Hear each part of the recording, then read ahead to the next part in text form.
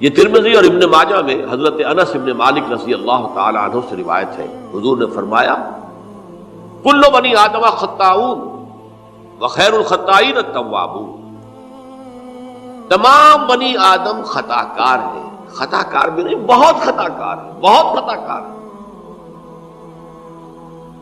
لیکن ان خطا کاروں میں بہتر لوگ وہ ہیں جو خوب توبہ کرتے ہیں، غلطی ہو گئی توبہ کرتے ہیں۔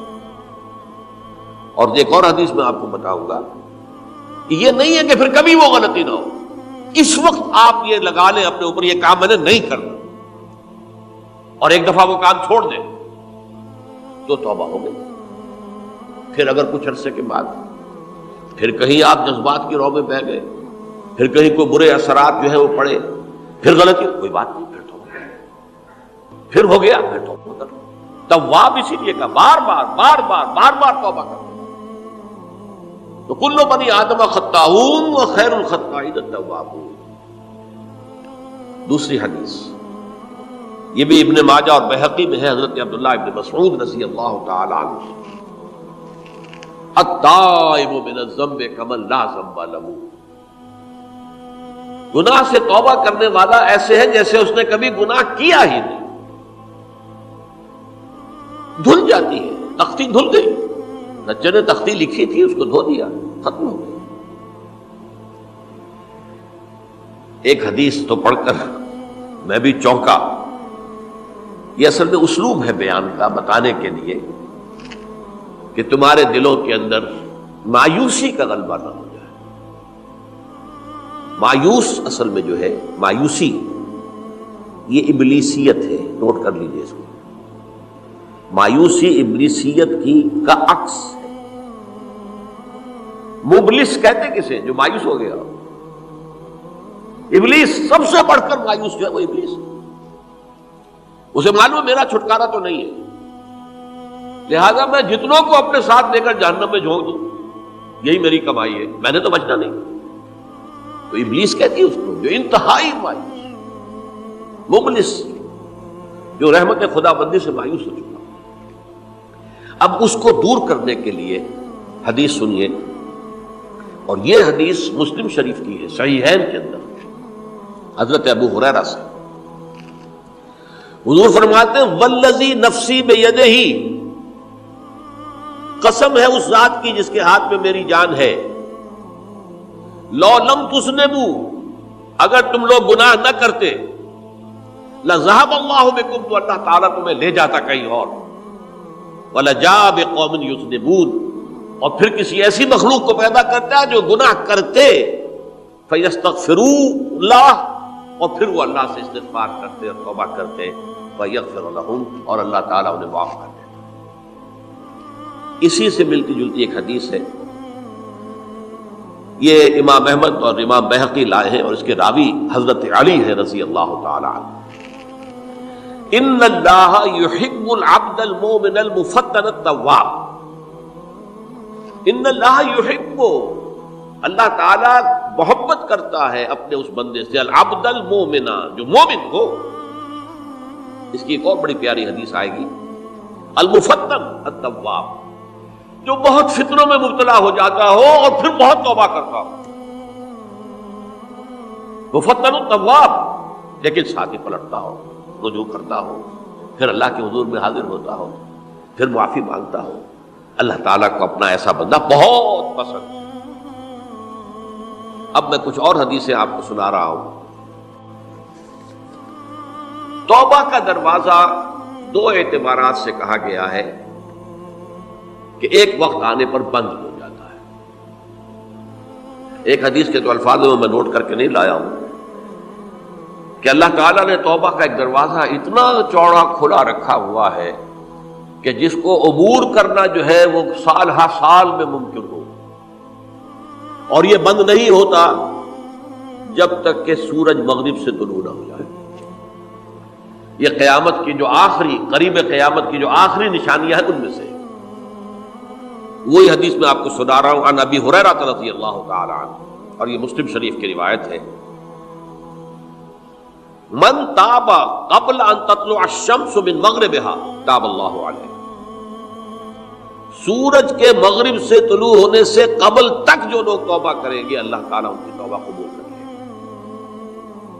البتہ جب وہ قیامت کی وہ نشانی ظاہر ہو جائے کہ سورج مغرب سے طلوع ہو رہا ہے، اب دروازہ توبہ کا بند ہے، اب اس کے بعد اگر توبہ کوئی کرتا ہے تو اللہ تعالیٰ اس کی توبہ کو قبول نہیں کرے گا۔ یہ تو اجتماعی سطح پر ہوئی۔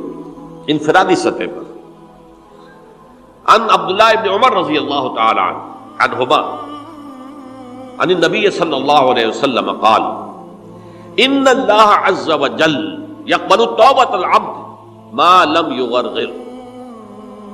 یہ ترمذی میں ہے، حضرت عبداللہ ابن عمر رضی اللہ تعالی عنہما سے کہ اللہ تعالیٰ اپنے بندے کی توبہ قبول کرتا ہے جب تک کہ وہ جسے ہم کہتے ہیں گھنگرو نہ بولنے لگے حلق کے اندر، جبکہ نزع عالم نزع ہو اور جان جو ہے وہ آتا پھر یہاں اٹکتی ہے، تو اس وقت تک دروازہ کھلا ہے توبہ۔ لیکن جب یہ شکل ہو گئی تو دروازہ بند ہے۔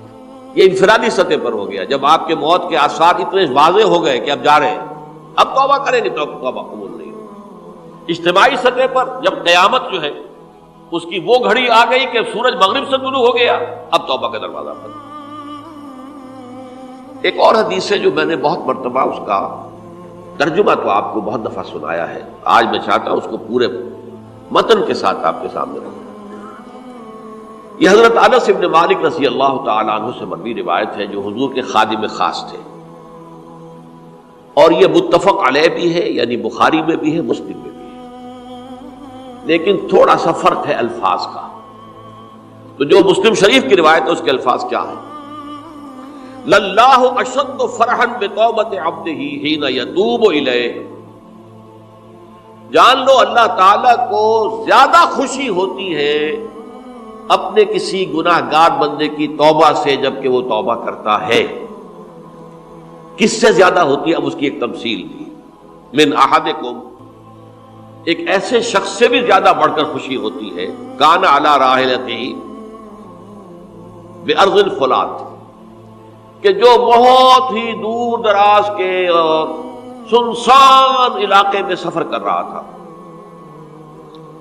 فانتحرفت منہ، اس کی سواری جو ہے گم ہو گئی، وعلیہا طعامہ وشرابہ، اسی پر اس کا کھانا بھی تھا اور پانی بھی تھا، اونٹنی پر سفر کر رہا تھا، اسی پر ہوتا ہے راحلہ جو ہے راستے کا سامان، اچانک کہیں بیٹھا ہے تھوڑی دیر کے لیے سستانے کے لیے، کہیں اونگ آ گئی اور اونٹنی صاحبہ غائب ہو گئی۔ اب آنکھ کھلی اور اس نے دیکھا، فَأَيَّسَ مِنْهَا، تلاش کر کر کے مایوس ہو گیا، کہیں اونٹنی کا سراغ نہیں۔ اب ظاہر بات ہے کسی صحرا میں یہ کیفیت، اس کا مطلب کیا ہے؟ یقینی موت۔ فَأَتَى شَجَرَةً فَاسْتَجَعَ فِي ظِلِّهَا وَقَدْ أَيَسَ مِنْ رَاحِلَتِهِ، تو وہ ایک درخت کے نیچے اس کے سائے میں آ کے لیٹ گیا، گویا کہ موت کی امید۔ فَبَيْنَهُمَا وَهُوَ كَذَلِكَ إِذْ هُوَ بِهَا قَائِمَةٌ عِندَهُ، اس کی کہیں دوبارہ آنکھ لگی ہے، جو کھولا تو دیکھتا ہے اونٹنی تو موجود ہے، کھڑی ہے، تو وہ فوراً اس کی وہ جو رسی ہے وہ پکڑتا ہے، فَأَخَذَ بِخِتَامِهَا ثُمَّ قَالَ مِن شِدَّةِ الْفَرْقِ، اب جو اسے مسرت ہوئی اس کا آپ اندازہ کر سکتے ہیں، ایک یقینی موت کا معاملہ آ چکا تھا، اور اچانک اللہ تعالیٰ نے وہ کھوئی ہوئی اونٹنی جو ہے وہ واپس دلا دی۔ تو وہ کہنا تو یہ چاہتا تھا، اللہ تو میرا رب ہے، میں تیرا بندہ ہوں، لیکن جسے ہم کہتے ہیں کہ خوشی کی انتہا فرط مسرت میں ایسی زبان لڑکھڑائی، اس نے کہا اللہم انت عبدی وانا ربک، اے اللہ تو میرا بندہ ہے، میں تیرا رب ہوں، یہ کہنا ہے۔ تو یہ کیا ہے؟ فرط مسرت جسے آپ کہتے ہیں، خوشی کی انتہا، کہ جس میں انسان جو ہے اتنی بڑی خطا کر بیٹھتا ہے۔ اللہ کو اپنے کسی گناہ گار بندے کی توبہ سے اس سے بھی زیادہ خوشی ہے۔ ستا اٹھ کے کوئی نہیں خوش ہوتا،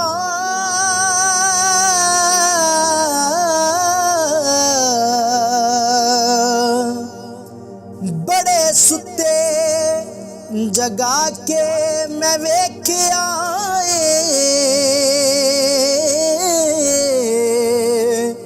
ਓਏ ਕੁੱਤੇ ਜਿਹਾ ਨਹੀਂ ਕੋਈ ਵਫਾਦਾਰ ਡਿਠਾ ਤੇ ਟੁੱਕਰ ਸੁੱਕਾ ਵੀ ਪਾ ਕੇ ਵੇਖ ਆਏ